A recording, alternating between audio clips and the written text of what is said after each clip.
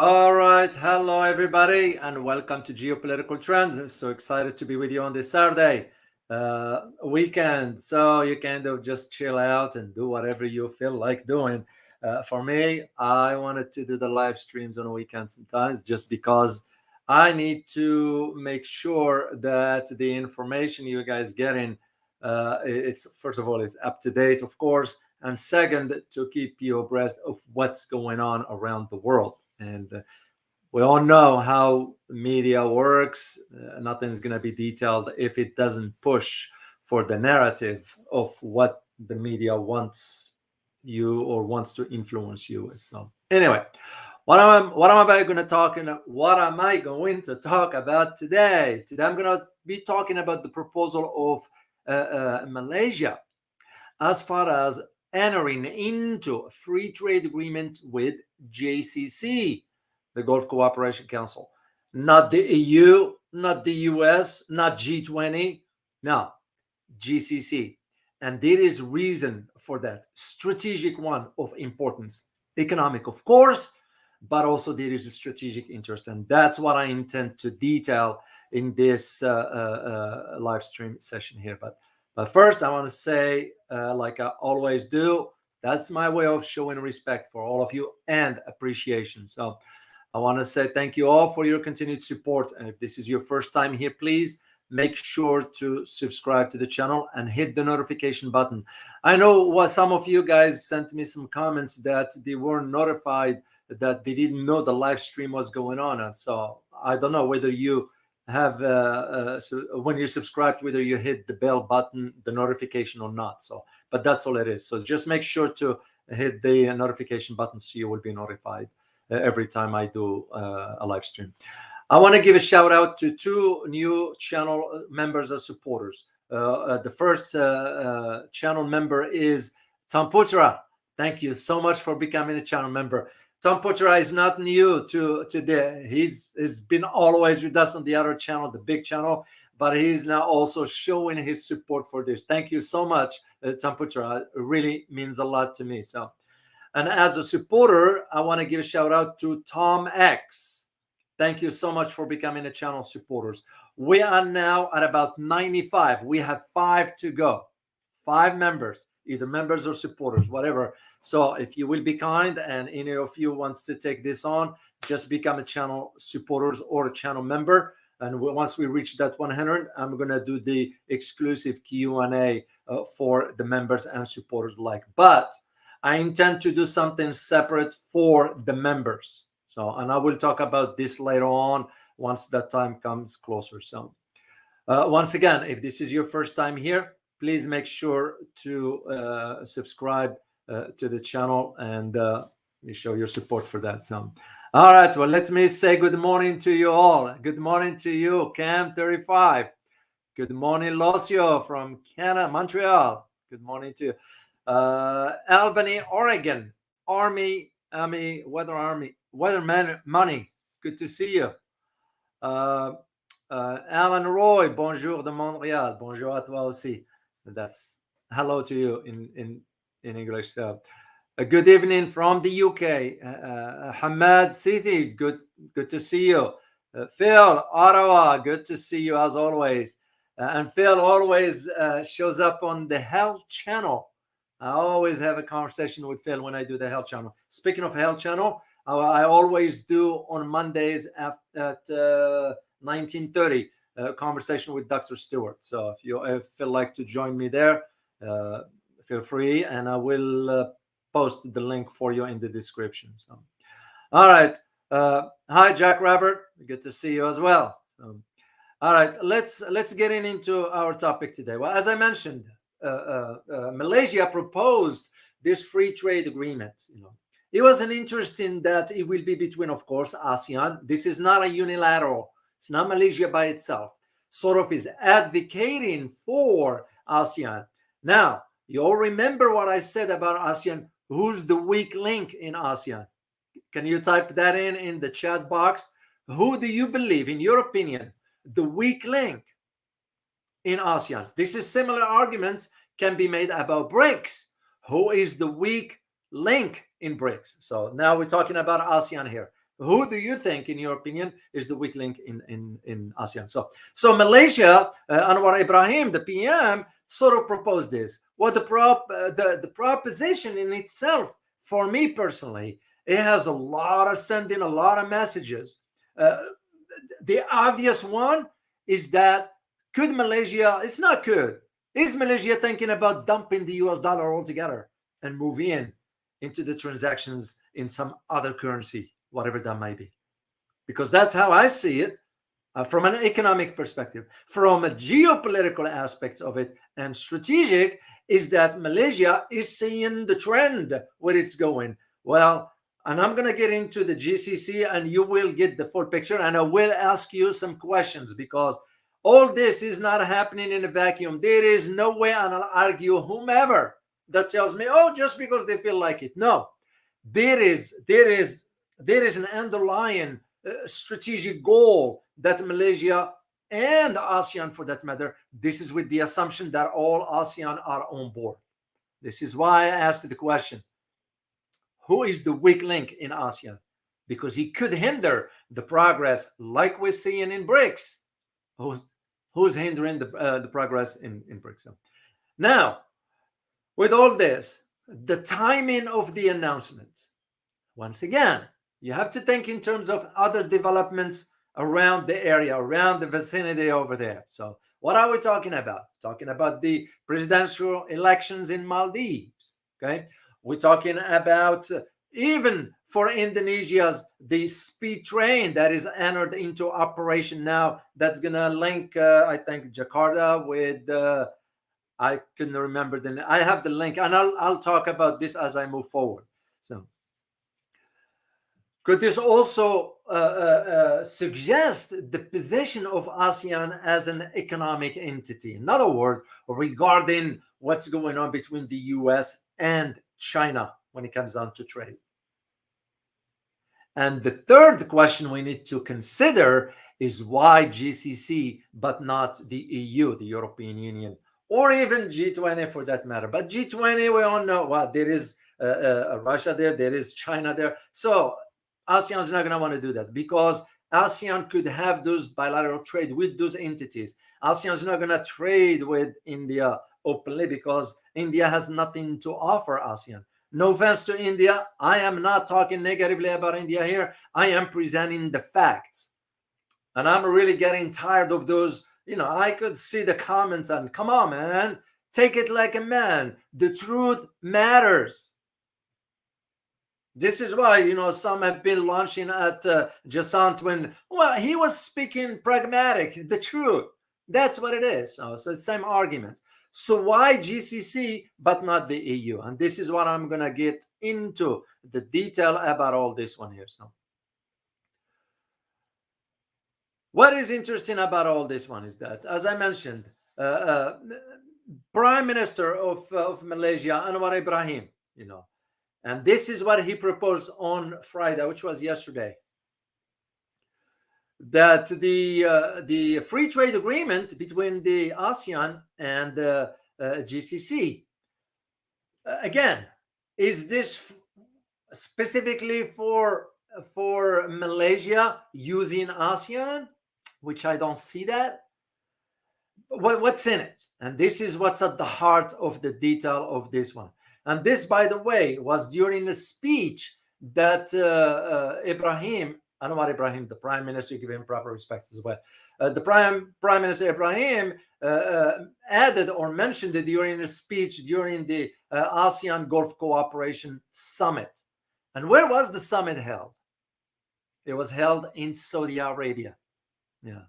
So it makes you really wonder about because here's the thing, you have to understand, and I'm going to use his own word. Let me get the quote here. So he said, and I quote, "This agreement is essential to promote gradual, inclusive, and sustainable growth, especially as we recover from the COVID pandemic, which we all know it was nothing but a hoax. It's coming up more and more, and face geopolitical uncertainty," end of quote.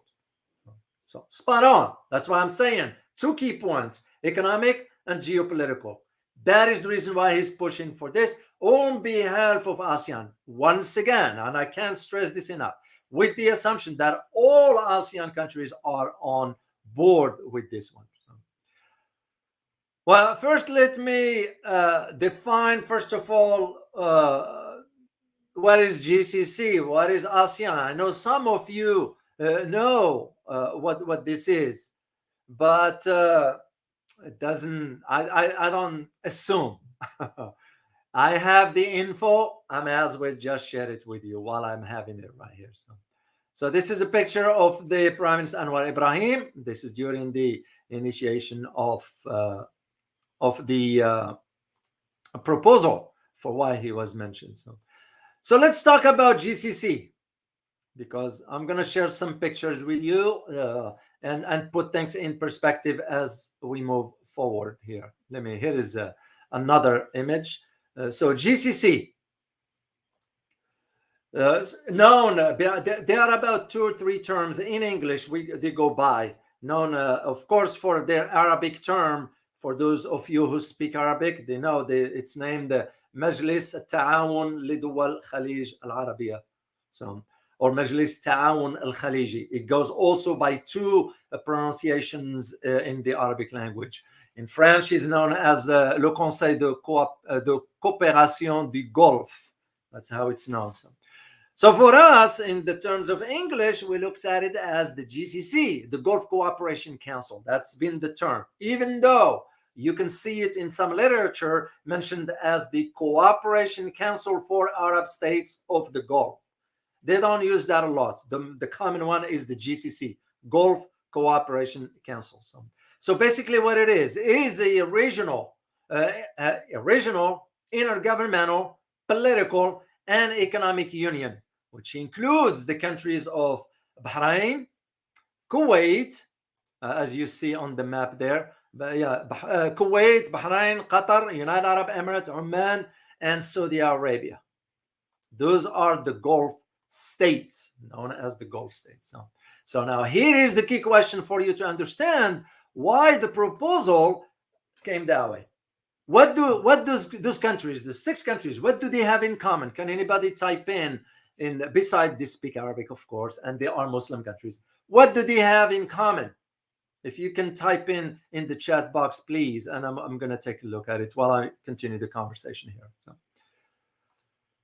Because it's very important to understand these dynamics. Oh, let me say thank you first, because that's my rule.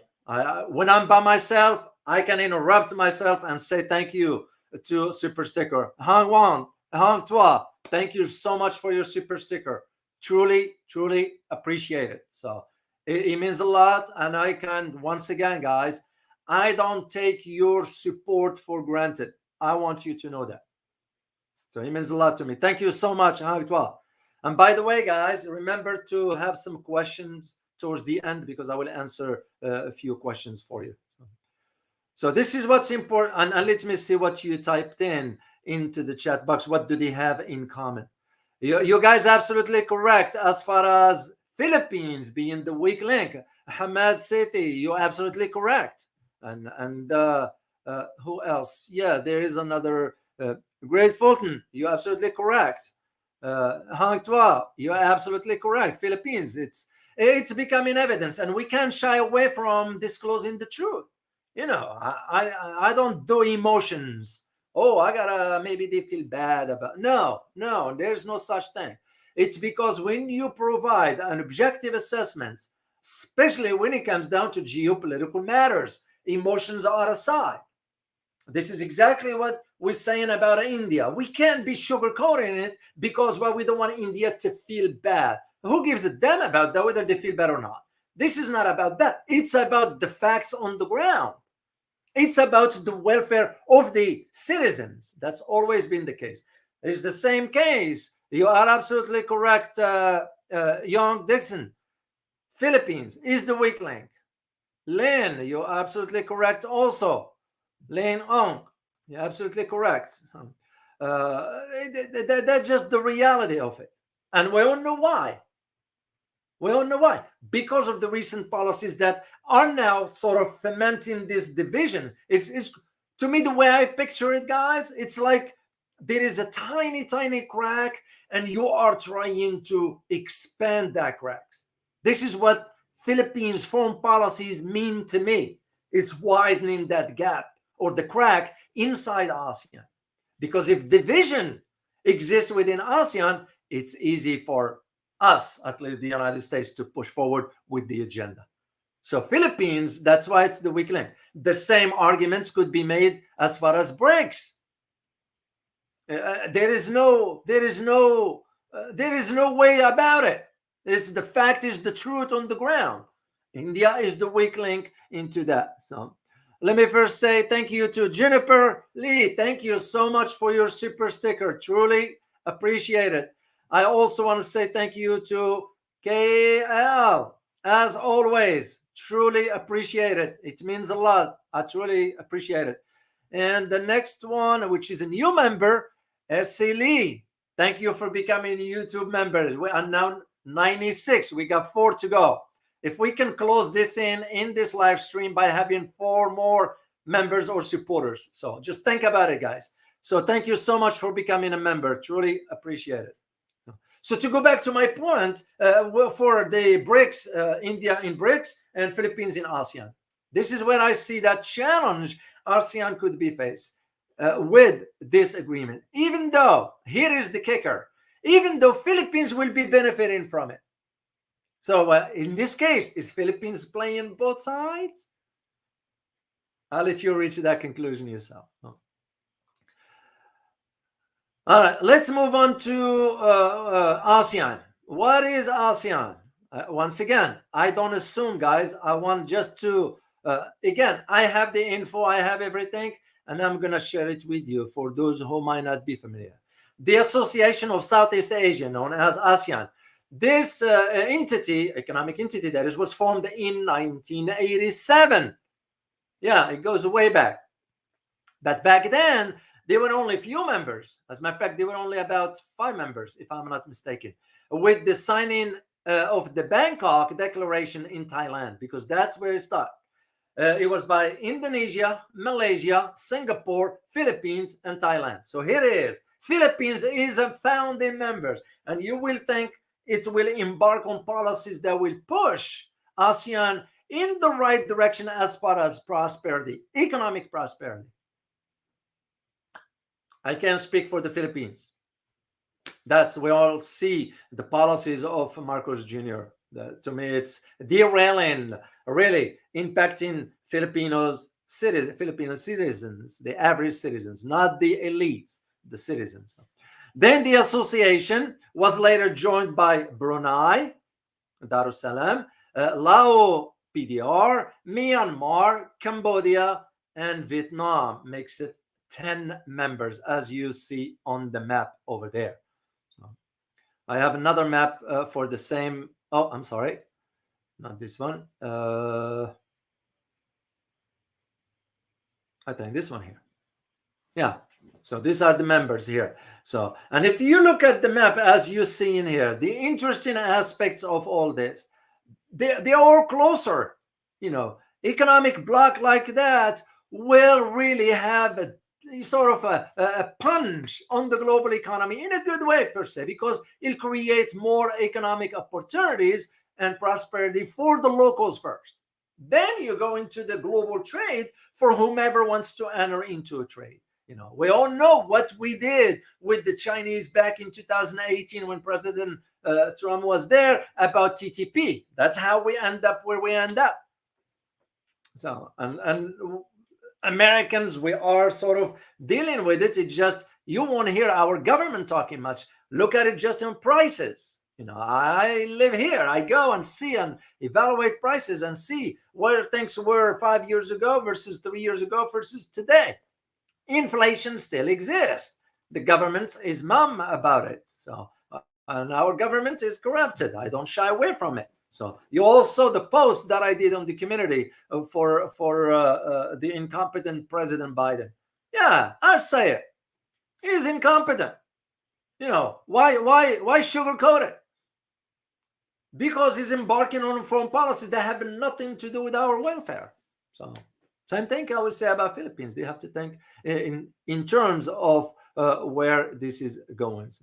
Well, for the ASEAN Charter, as you may know here, that they had one particular clause in their charter, which has to, and I put it in quote here because that's the word from the group. It's one vision.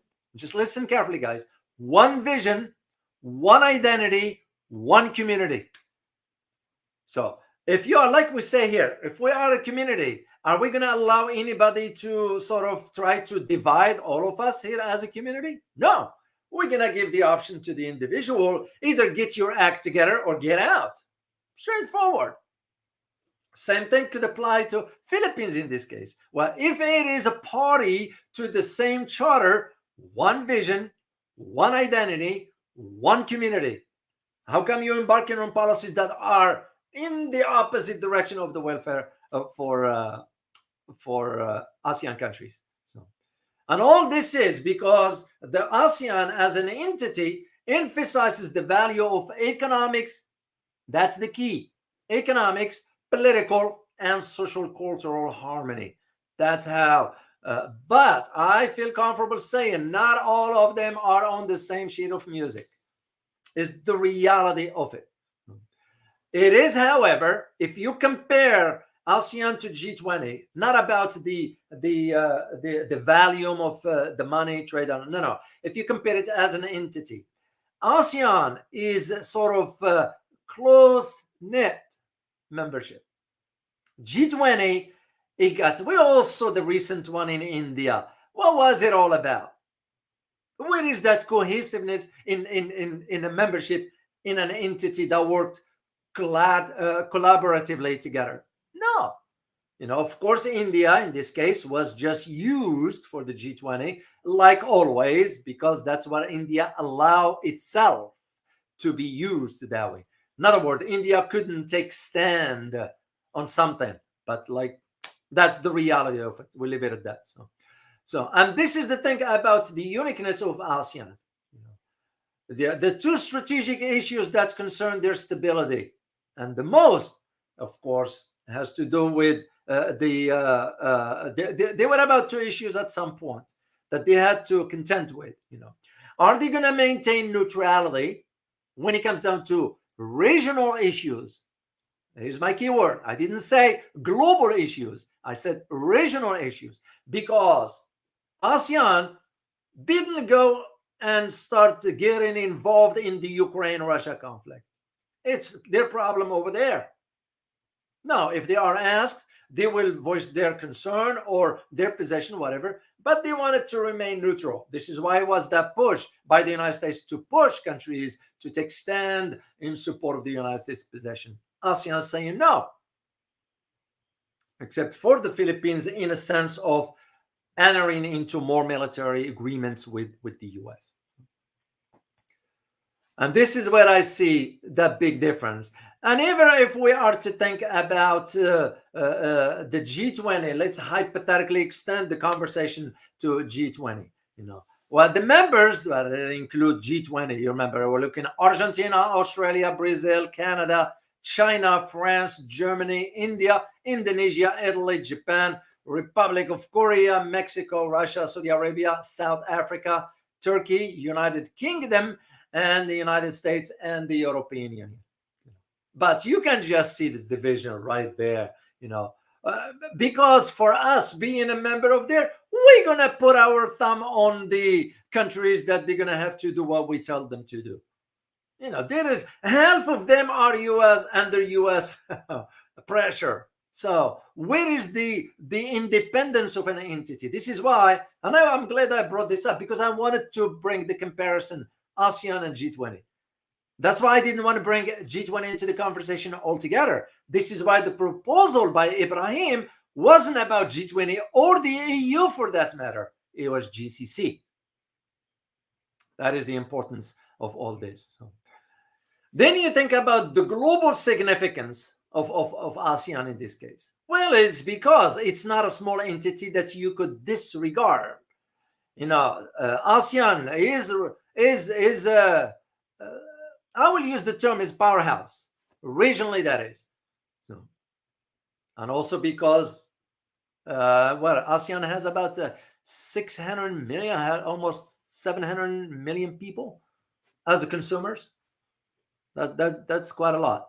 So, I had a chance to read an article, and the article was by what's her name? Because I like to give credit where credit is due. Her name is Akansha Badu. Akansha Badu. She's a writer. She writes about sociocultural importance and of course politics and so forth. It was very interesting take on her understanding of how this, of course, for her article was the comparison between ASEAN and G20. And I am not about to talk about G20 because to me G20 is irrelevant. Yes, it has presence on the global stage. I'm not denying that. Nobody's denying that. But it's relevant to this particular conversation. And the reason being because yes, it has the high percentage of 85% of global GDP and 75% of global trade. No, but it's fragmented. This is the problem with it. It's very fragmented. So the reason I mentioned about this author, why I took interest in this article, it's the conclusion of it. And the conclusion was, and I'm going to share it with you. She wrote, and I quote, "One must assert that in a developing narrative of geopolitical relations in today's world, concentric circles of regional alliances within broader circle of economic cooperation can help the world achieve a global developed vision in a more cohesive and integrated manner while realizing the vision of Vasudeva Kutumbakam." That's the keyword that I found very interesting. So I want to look it up. What is Vasudeva Kutumbakam? Well, it is a Sanskrit phrase that was found in the Hindu text. And some of the example of this Hindu text that I found where this is was like you all heard about the Mahabharata. That's one. But this one was found in the Upanishad. And all it means, basically, the world is one family. Yeah, that's the quote of it. The world is one family. So the idea of this phrase, Vasudeva Kutumbakam, I'm sorry if I'm mispronouncing it here. So the idea of the phrase remains relevant today as it emphasizes the global perspective, prioritizing the collective well-being over individual or a family interest. In other words, family, country in this case. It encourages to think about the welfare of others, fostering global solidarity and responsibility, especially addressing crucial issues like, sustainable development, peace, tolerance, difference, and so forth. What I also found interesting is the translation of the term itself, Vasudeva Kutumbakam. So it consists of several words. The first word is Vasuda, which translates to earth. Second one is Iva, which translates to is, thus.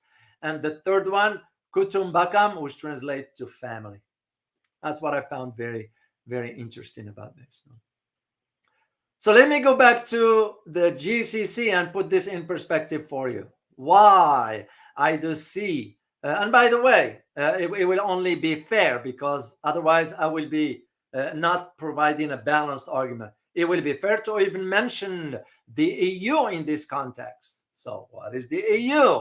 For those who might not be too familiar with it, it's an entity of political and economic entity of 27 country members that are partly to the EU founding treaties and thereby subject to the privileges and obligation of membership.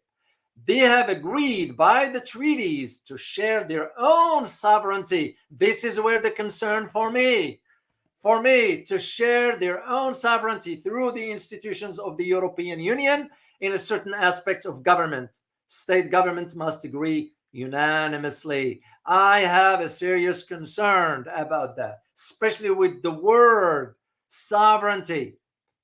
They have to share their sovereignty. That is very problematic. That is very problematic. But that is not the reason why Malaysia proposed the idea of entering into free trade with GCC. And once again, let me go back, see what your response about what GCC have in common. Oh, I did see one here. I did see it from Point 2. Oil, energy, black gold. That's another word for oil.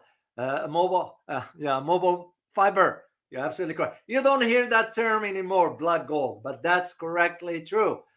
Yes, it is true. BSFSF, it's Muslim relations. All of them they share that. So you guys got it. You guys got it. Yes, it is in a desert also, but you get the idea. But here is the thinking that I see personally. Malaysia also wanted to get on board before it's too late, but it wants also the whole ASEAN entity to move. So could it be that Malaysia is thinking in terms of collective welfare, not just itself, which will be refreshing to see that a country thinking about the welfare of others inside the community. That's to me refreshing. So now, knowing what I know about Anwar Ibrahim and his back history with the CIA and so forth, I can't judge him for that. That's not the point.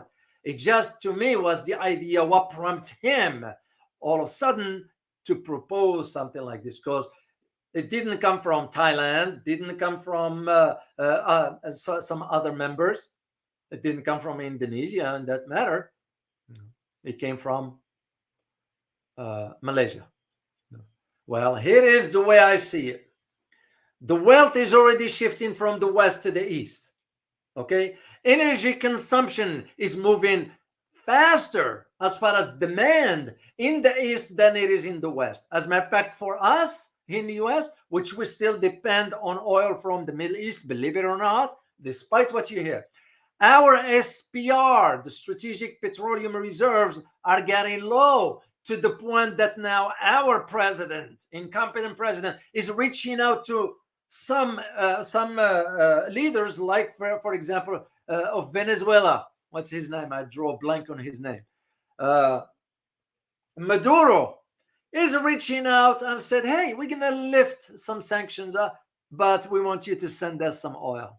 It shows you the double standard and hypocrisy. So what Malaysia is seeing is that with the demand of China for energy, India to a degree, because India still gets some oil from the Middle East, except that in 2016, I think 16 or 17, we threatened India with sanctions if it did not stop buying oil from Iran.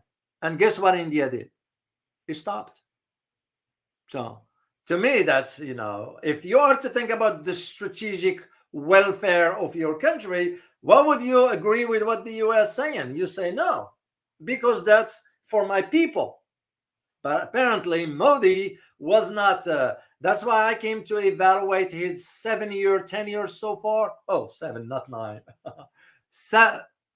I can't even think. 7 years. All of failed policies. Straightforward. What the GCC is noticing is that the demand of energy, especially from China, the market in China is already growing when you consider the BRI. You all remember, I think I still have the picture. I didn't delete it. Darn it, I deleted that picture of the BRI. You all remember that picture where it's going through close to the Middle East, Red Sea. And so that is one of the key to all this. And Malaysia is thinking ahead and saying, hey, it will be to our benefit to consider these aspects of it. Now, there is another element, and that falls under the BRI.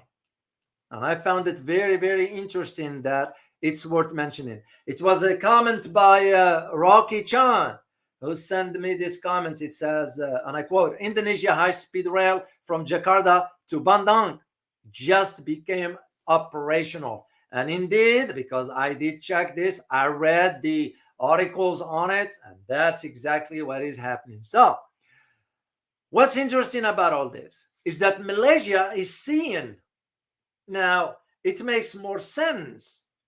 Now, the free trade with the GCC is going to allow for access to more energy, of course, open up the market, but also you consider the infrastructure under the BRI.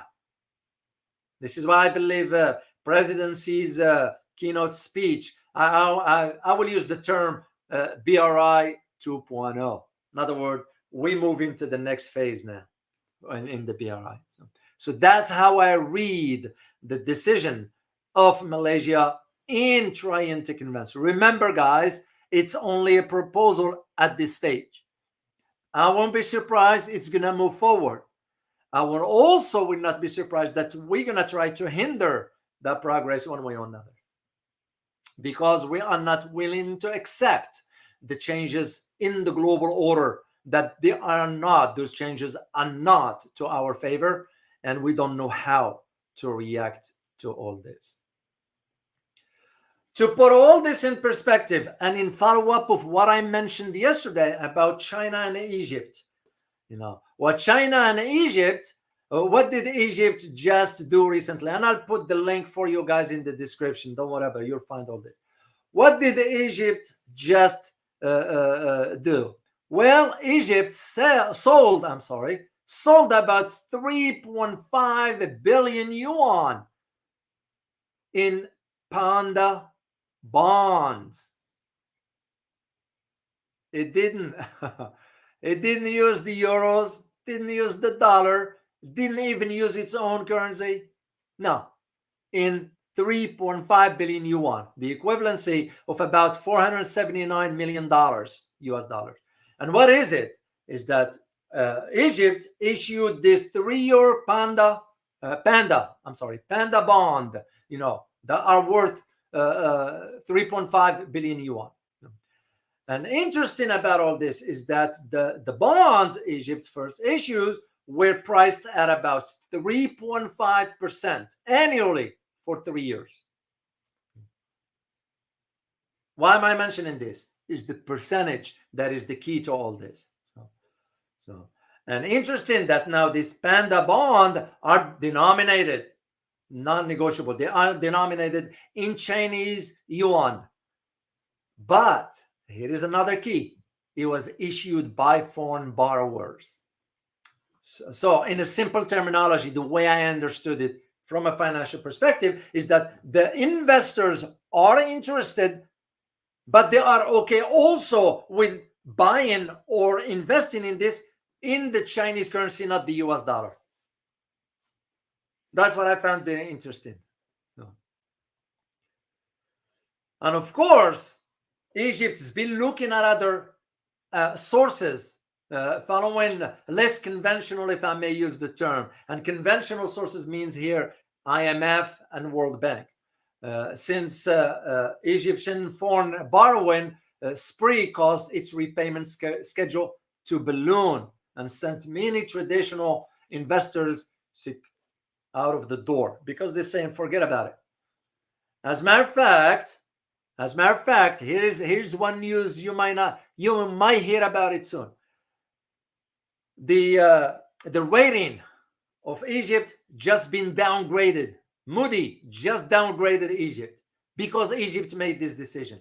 What I found very interesting, Moody didn't downgrade Israeli stock markets after it was after it went down so bad.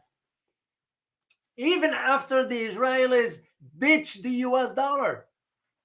That's what I found very hypocritical of even a Moody institution that tends to supposed to be independence and all that stuff. They all are, like I always say, they are cut from the same cloth, all of them. So this is what I found very, very interesting. So and this is just, I wanted to highlight this to you while I'm thinking about it. But to go back to our conversation about Malaysia, and also with this bullet train between Indonesia, within Indonesia, between what was the city, Jakarta and Bandung, is sending a message, right? Even one of you guys put a comment about the high-speed train between Laos and China. And the stations in between, the local farmers is going to be also benefiting from that, because their products can be also sold elsewhere. A win-win, the way I look at it. This is what, but I'm still having a big question mark whether this is going to move forward, knowing that Philippines, it's not 100% committed, if I may use the term, because most of the other countries within ASEAN remain neutral. Most of the other countries within ASEAN are not extending any military agreements with the United States. So to me, that's become a clear message as to why. The second thing, like I mentioned earlier, is the idea of Malaysia or ASEAN as a whole, seeing where the trends are headed, the wealth shifting from the west to the east. The next hub is going to be in Asia, not in the west. The EU, we all know it's going down. G20, it's irrelevant. Yes, it's big and it has members in it, China and so forth. But here is the thing you need to think about. I'm going to take you back a few months ago when the summit of the G20 in Indonesia, not Indonesia, I'm sorry, not G20. It was about ASEAN. President Biden didn't attend that. Okay? But President Biden attended G20. It shows you right there. Subtle message. Yeah. Could the same be said about President Xi not attending G20? Possibly. Makes perfect sense. Russia not attending, Vladimir Putin didn't attend. I think, but Lavrov did. But President Xi didn't attend. So, but China sent a delegation, of course. So the messages, yeah. And now this is what I'm saying. Could we, the U.S. administration, the Biden administration, I shouldn't say we, I say the Biden administration, because American people have no say into all this. No, you look at just right now, this incompetent president wants to allocate $106 billion aid to Israel. Well, hold on a second, man. Hold on. What's in it for us here in the U.S.? What is our beef over in the Middle East altogether? Unless we're creating tensions. And by the way, Malaysia, Indonesia, and Pakistan all came forward and condemned Israel operations in Gaza and the bombing of the hospitals and so forth. So, because Indonesia and Malaysia, of course, yeah, and Pakistan, they all have Muslim communities and Muslim countries and so forth. So, but to go back to our President wants to request from Congress. No, as a matter of fact, a poll was conducted here in the U.S.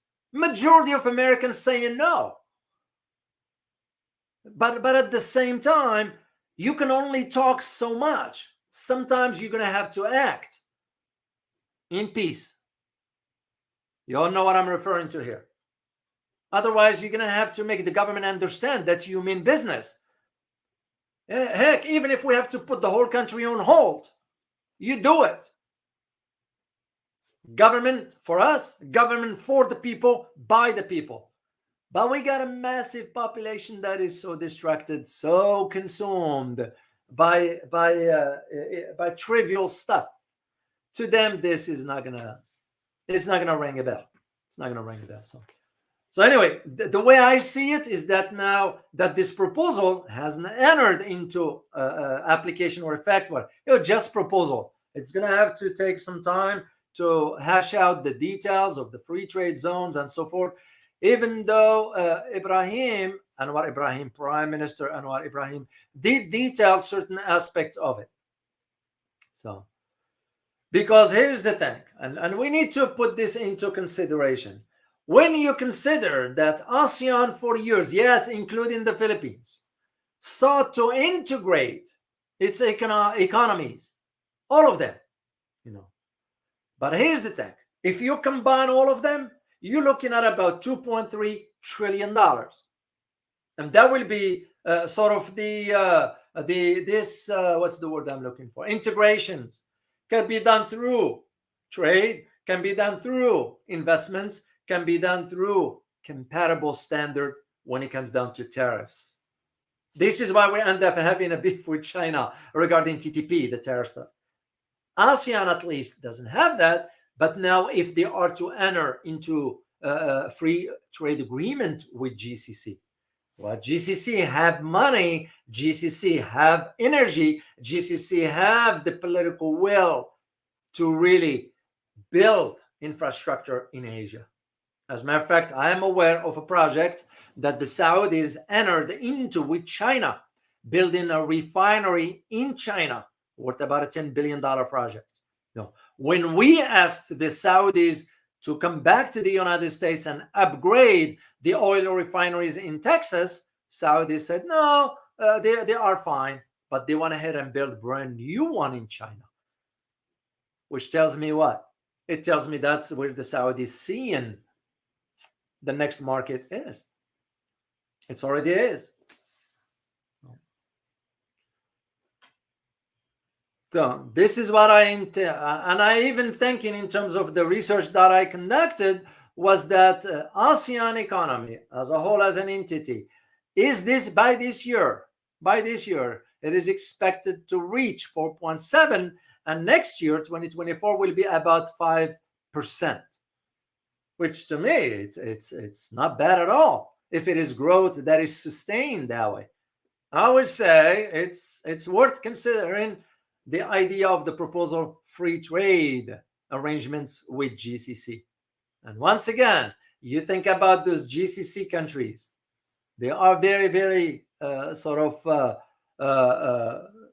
financially sound countries. There's no debt because they don't borrow money. They have enough oil that they can supply the world. So, and FYI, for those who might not know, that ASEAN is a part of the Regional Cooperation Economic Partnership known as RCEP, which include, of course, along with China, Japan, South Korea, Australia, and New Zealand. Well, you know what I'm about to say, right? Which countries you don't need to have there? Can anybody tell me? Once again, ASEAN is part of a Regional Cooperation Economic Partnership known as RCEP, along with China, Japan, South Korea, Australia, and New Zealand. So the question for you is, which country or countries do you believe shouldn't be included in this? Let me see what you put on the chat box there.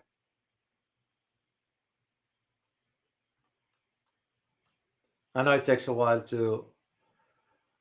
Oh, Coach Ahoy, I want to say thank you so much for your super sticker. Truly appreciate it. Coach Ahoy has been a member of the channel for both the big channel and this one, and has been with us since the beginning. I remember the name from way back when we started. So I had a hard time pronouncing it first, but so I learned how to pronounce it and I asked.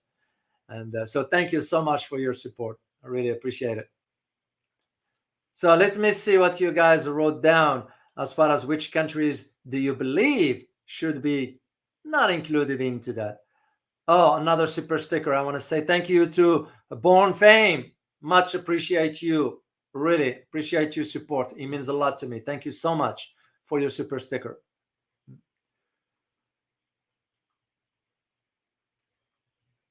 Oh, Ariel. Where is Ariel? Here you are. Member. Become a member. Hi, Ariel. Good to see you as always. Ariel, another one's been with me here for a long time. Thank you so much, Ariel. Let me see what you guys put as far as which countries do you believe the ones that I mentioned to you shouldn't be included into that RCEP. It's because it's worth saying.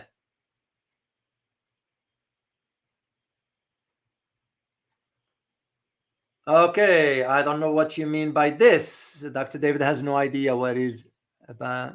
I can't read that. If you can write clearly and sort of concisely, then I won't be able to answer something like that. Anyway, so let me see. Oh yeah, I'm seeing here. Okay, I think you hit the nail.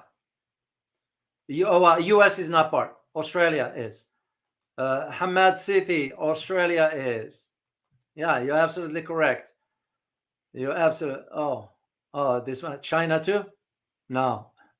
Yeah, it could, if you think that won't fit in, but how can you ignore a large market like that?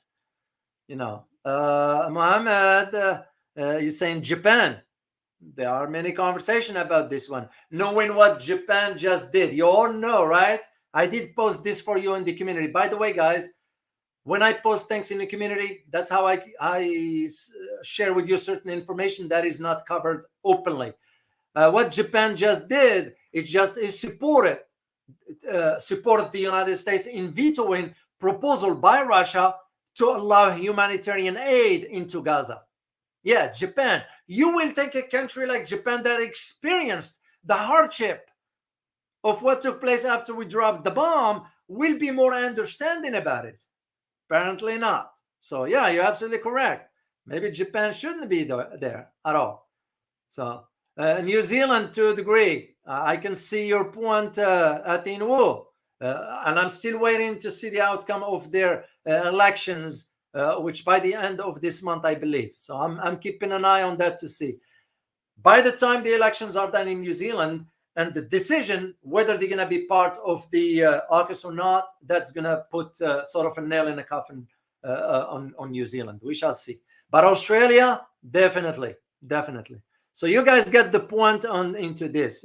So this is why I'm saying, just to go back to wrap up my topic here, this is why I'm saying the proposal, it's going to be now well received in the Middle East, in the Gulf states, will be received or well received within ASEAN countries, because I'm sure they're going to converse rather among themselves. But what we're going to do to hinder any progress for that? Because mark my word, we will. That's just how our administration operates. So, and don't get me wrong, this is not about just the Democrats. It's both, two faces of the same coin. This is why most Americans do not understand the system is set up certain way that they have no other options but between two. That's about it. When in reality, in a democracy, you're supposed to have choices. So that is the reason. This system has been set up for the last 150 years. And that's exactly what I talk about in the government course that we are offering here. So I detail all those details about how the system is set up by design. This is no coincidence. 150 years has been controlled that way. So this is where I see the idea of where the economic impact this proposal, if it moves forward, it's going to have on ASEAN countries. And when I say ASEAN countries, I'm referring also to the population that's going to benefit from it. So this is what I'm saying. You look at right now for this bullet train in Indonesia. The distance, I think it's only about 45 minutes. So that means a lot. It means a lot for you that you could live in that city and travel to Jakarta and come back 45 minutes. What is that in a high-speed train? What always fascinates me, like in a bad way, not in a good way, here in the US. And I'm not criticizing my country. I am exposing the failure. What fascinates me always in a bad way here is that with all the wealth we say we have, with the land, we have whatever, we couldn't build a speed train that can connect New York to LA, meaning the east to the west. Usually if you drive by car, you're looking at about 4 or 5 days to get there. A speed train will take you in about 10 hours, maybe 8 hours. I don't know, but you'll have a speed train at 360 miles an hour. You'll get there in less than 24 hours, that's for sure. And yet we don't have any. Why? Because the lobbyists for the aviation industry pushed on any legislation that will advocate for the building of a speed train that can connect the east to the west. And they killed it. That just shows you how corrupted our system is. I mean, won't you think that people will benefit from that? The aviation lobbyists seeing it differently. That means less money for the airline industries. I look at it with 9/11. After 9/11, what did the airline industry said? Well, we want to impose some sort of fees on the luggage. It was about $25, and we're gonna do it only for 1 year. It's still till today, because the lobbyists were pushing Congress not to remove that. It's sad. It's really sad that most of my fellow citizens are not aware. They're just not aware of what is going on. Not aware. But again, as the saying goes, you can lead a horse to a lake, but you can't make him drink. If they are willing to learn, they will look for. But what they like instead, they go to YouTube and watch the silly stuff, animals playing and stuff and all that. But again, it's their choice, their life. They'll decide. So at least for me with you guys, this is why I always say your time is very important to me. I don't want to waste yours, and I don't want to certainly waste mine. So, but I enjoy this. I enjoy conversing with you and having this interaction. So. And as I said earlier, I intend to do, I'm going to add another perks for the members of the channel. So, and I'll figure all this out, and I'll announce it for whomever is interested in becoming channel members.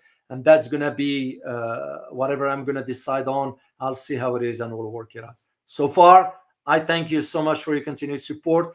And we are only about 5 or 4 members from reaching 100. The moment we reach 100, the first weekend after that, I'm going to set up the live exclusive Q&A for the channel members and supporters. So, all right, I'm done talking, and let me see if you have any question, and I will answer it for you.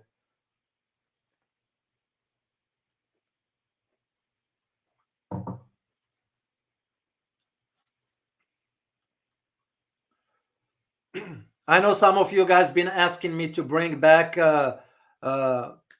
Jasant Bandari. Yeah, and I will. I intend to anyway. And we will be addressing the shortcomings of the Indian economy as to why it's not supposed, and why India should not be calling itself a major power, because it's not there yet. All right, let me see any questions here. If you will be kind, please put Q so I know it's question this way, because the statements and questions, I can't differentiate between the two here. There's so many.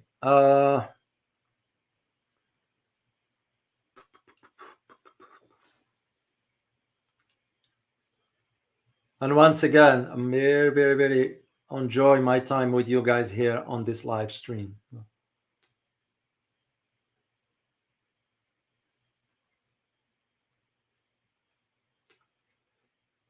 And of course, you are free to express your opinions. I'm not against whatever, as long as there is civility and there is respect.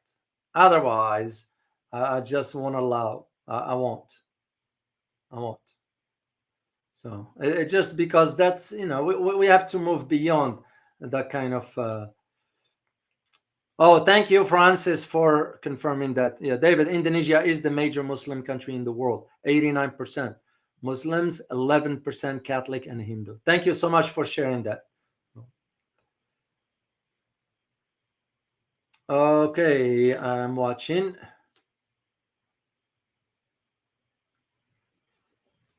All right. Australia.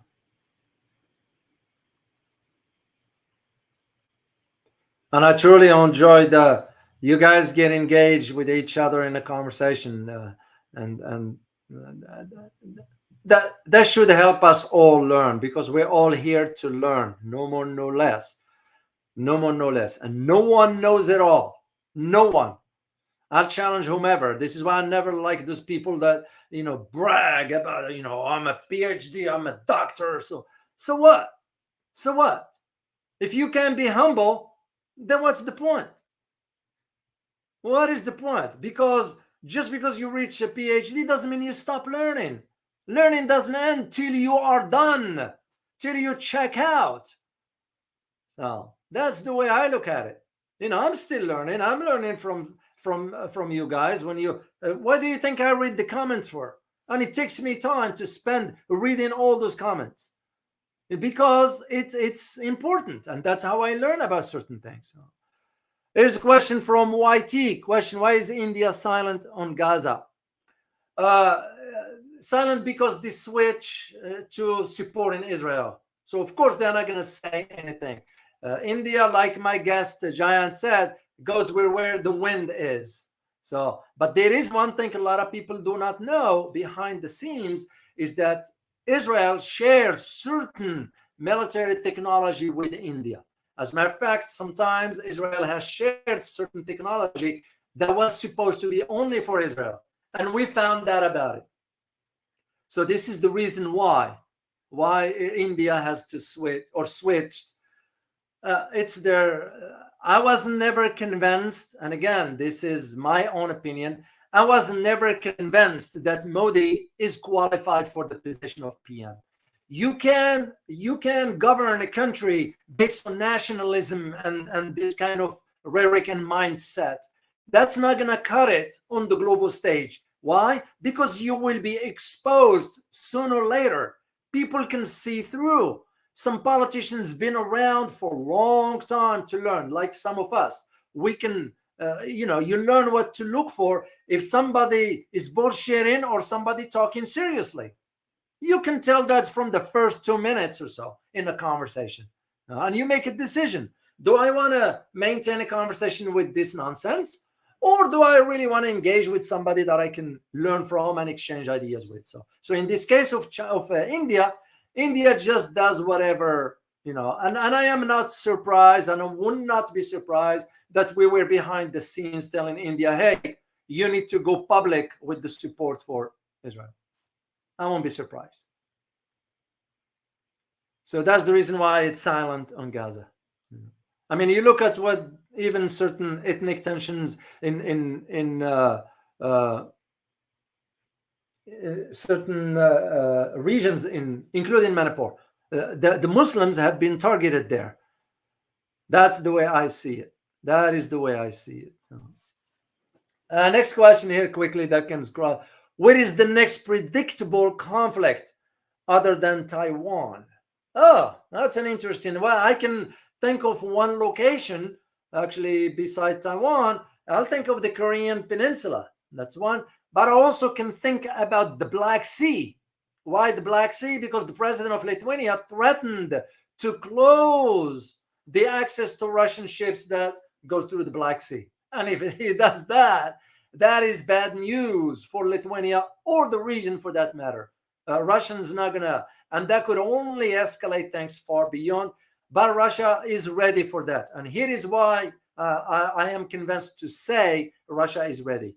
Yesterday, the Russian president ordered now Russian Air Force, to patrol permanently, that's the key word there, permanently the Black Sea with the aircraft carrying Kinzhal missile.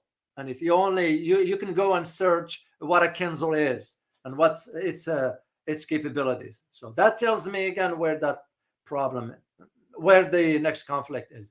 Taiwan, of course, we can rule that out. You don't rule that out. You don't rule that option. Otherwise, what will China think about building certain infrastructure to bypass the Malacca Strait? Because that will be one of the first things we will do. Tactically speaking, if a military conflict erupts, which I don't foresee in military, you will see pockets of conflict here and there. That will be the first one, is the choke point. So, and this is where the Philippines will be used, their bases, which at the same time will render itself as a target. Same thing for Australia. So that's the way I see that one. All right, I'm scrolling all the way down to see one last question here before I sign up. I have to go do some other stuff. All right, I don't have any question here, so guys. Well, I truly appreciate you being here. I always enjoy my time with you. As I said, your time means a lot to me. I hope you guys learned something from this, because I'm putting my time in it. I'm putting my efforts in it. I'm doing the research. I gave up a full-time teaching position to do just this because it means a lot to me, and I hope you get something out of it. Thank you all for your support, and please don't forget to hit the like button, because that's how the algorithm is going to push this stuff forward. I appreciate your support. I look forward to seeing you next week. All right, guys, you take care. As always, remember, geopolitics impact your life. I draw a blank. Impact your life in more ways than one. Till next time. Bye-bye.